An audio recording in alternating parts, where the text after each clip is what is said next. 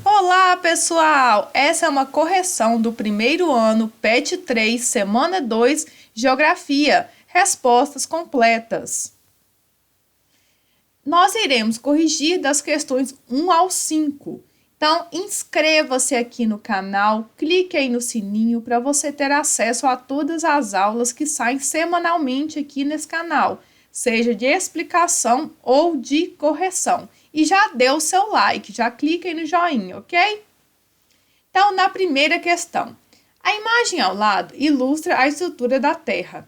Comente as camadas representadas descrevendo as suas características.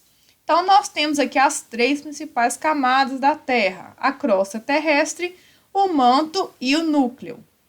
Então, com relação ao núcleo, é a camada mais interna da Terra, dividida em núcleo interno sólido, região mais profunda, e o núcleo externo viscoso pastoso, que é o próximo ao manto. Ambas as partes são compostas de NiF, níquel e ferro, camada com elevadas temperaturas. A partir do núcleo, há uma diminuição progressiva da temperatura em direção à crosta. O manto é uma camada intermediária da Terra que se encontra na forma pastosa, dividido em manto superior, próximo à crosta, e inferior, próximo ao núcleo. Produz o magma, massa material pastosa em estado de fusão que é expelido durante uma erupção vulcânica. Crosta terrestre representa no total do planeta a menor massa em relação às outras camadas. É a porção sólida formada por rochas e minerais dividida em crosta continental, que tem maior espessura, e crosta oceânica, que tem a maior densidade. Pessoal, se estiver muito rápido, vocês podem parar o vídeo para poder anotar, ok? 2. De acordo com o processo de formação das rochas, podem ser classificadas em 3 grupos. Quais são e explique como são formadas. Então, no PET tinha um quadro para a gente poder preencher, né? Então, eu fiz também um quadro aqui para vocês. Rochas ígneas ou magmáticas são aquelas que se originam a partir da solidificação do magma ou da lava vulcânica.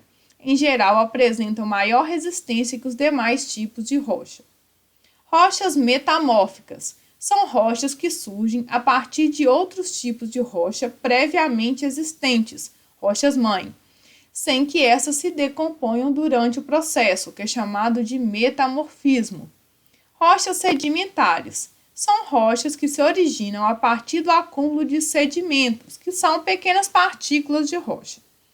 Uma rocha pré-existente sofre com as ações dos agentes externos ou exógenos de formação do relevo, e nós temos aí água, temperatura, desgastando e segmentando em inúmeras partículas na meteorização.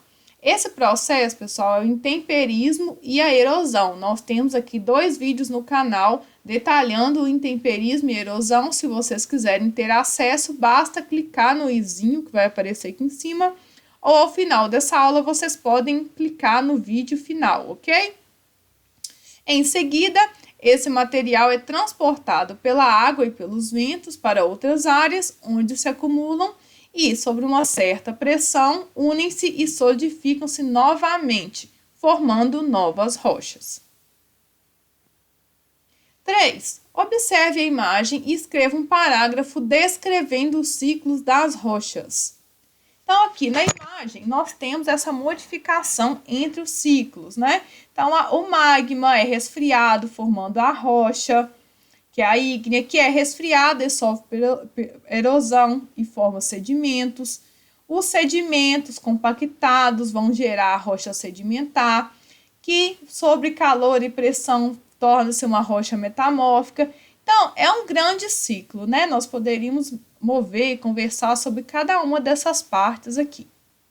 Nós temos uma aula aqui no canal, uma live, do qual eu expliquei todas essas partes que nós estamos comentando aqui nesse exercício. Se vocês quiserem ter acesso, clique no izinho ou ao final da aula, clique num dos vídeos que irá aparecer, ok?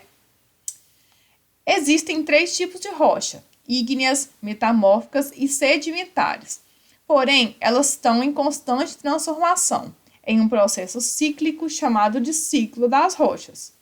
A existência desse ciclo evidencia o caráter dinâmico da litosfera terrestre, que se altera tanto devido às ações dos agentes endógenos quanto dos agentes exógenos de formação da superfície.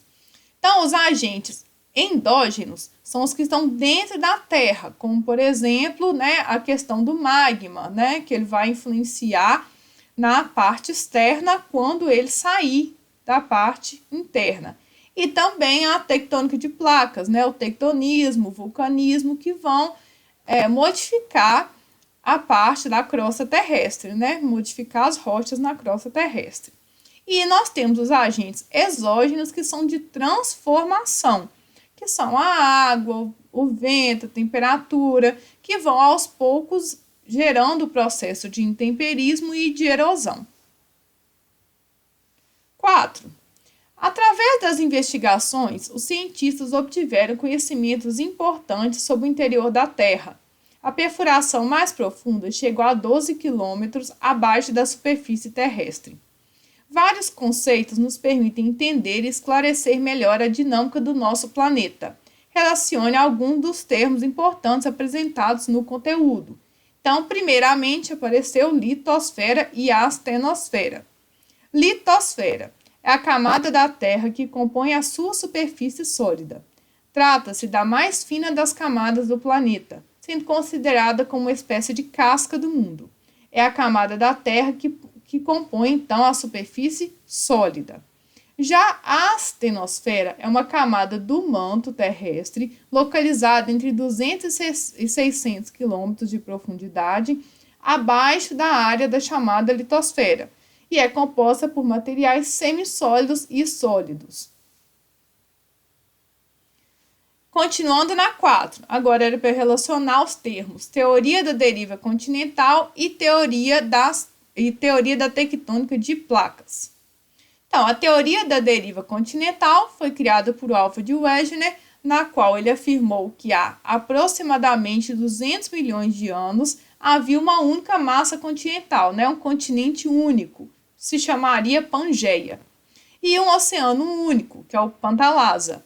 E, posteriormente, ocorreram outras divisões continentais, como a divisão em dois grandes continentes, Laurásia e Gondwana, até que a gente chegou na configuração dos continentes de hoje, né? A teoria da deriva continental possibilitou descobertas fundamentais para a elaboração da teoria da tectônica de placas. Pessoal, na época que o Alfred Wegener criou a teoria, ele não foi aceita a teoria dele da deriva continental, porque ele não conseguiu explicar como que esses continentes se moviam. Porém, anos depois, foi criada a teoria da tectônica de placas e o Alfred Wegener morreu sem que a teoria dele tivesse sido aprovada, né? Foi aprovada muitos anos depois. Então, a tectônica de placas afirma que há um conjunto de 7 enormes placas rígidas e outras menores que se movimentam, ora se afastando, ora se chocando, e o limite das placas são áreas de instabilidade, onde ocorre abalos sísmicos, tectonismo e vulcanismo. O Brasil sofre muito pouco influência de abalos sísmicos, tectonismos e vulcanismo, justamente porque ele está no centro de uma das placas. E, geralmente, essas ocorrências de abalo sísmico, tectonismo e vulcanismo ocorrem nas bordas, né, no encontro entre as placas. 5. Explica a seguinte afirmativa. O magma proveniente do manto define a formação de rochas magmáticas. As rochas magmáticas são formadas pela solidificação do magma pastoso presente no interior do planeta, né? Quando eles saem dos vulcões, o magma sai do vulcão, ele se torna lava, né? E quando ele se solidifica, vai formar então essas rochas. Além de se solidificarem no interior do planeta, são também formadas na crosta terrestre. Assim, quando ocorrem as erupções vulcânicas, as lavas, que são o magma derretido, são expelidas e, ao entrar em contato com o ambiente, se resfriam, se solidificam, formando assim as rochas magmáticas ou ígneas. Pessoal, obrigado por terem ficado até o final dessa aula. Dê o seu joinha, dê o seu like, inscreva-se e até a próxima. Tchau, tchau!